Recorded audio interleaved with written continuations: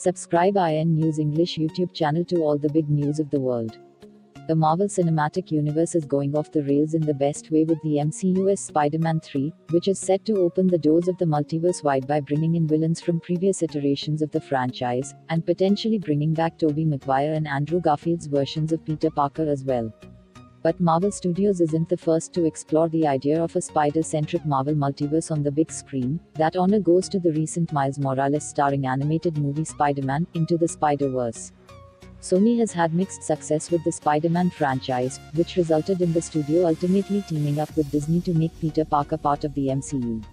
However, the Sony Pictures Animation venture Spider-Man Into the Spider-Verse was a resounding success without needing the backing of Marvel Studios.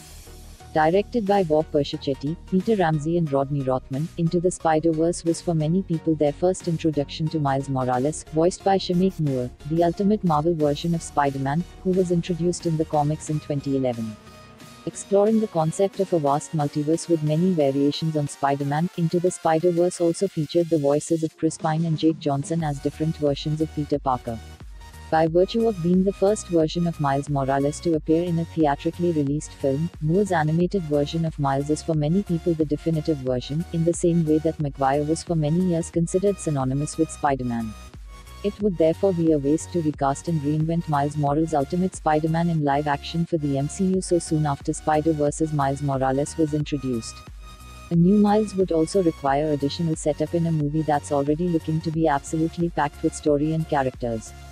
Instead, the MCU Spider-Man 3 should pay tribute to the Marvel Multiverse trailblazer by featuring the animated Miles Morales in a post-credits stinger that teases Spider-Man Into the Spider-Verse 2.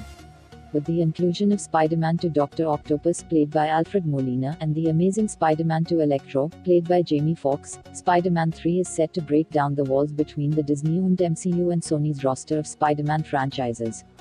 That means that current and upcoming properties like Venom and the Jared Leto starring Morbius are on the table as well.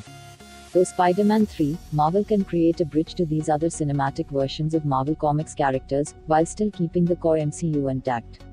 The potential for cross-promotion between the two studios, assuming that relations between Marvel and Sony remain friendly, is huge.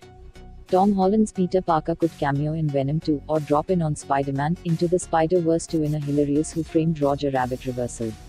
Breaking open the scope of possible crossovers can only help to build hype among fans, and a cameo by Miles Morales in Spider-Man 3 could firmly establish that the MCU is connected to Sony's animated movies through the strange web of the multiverse.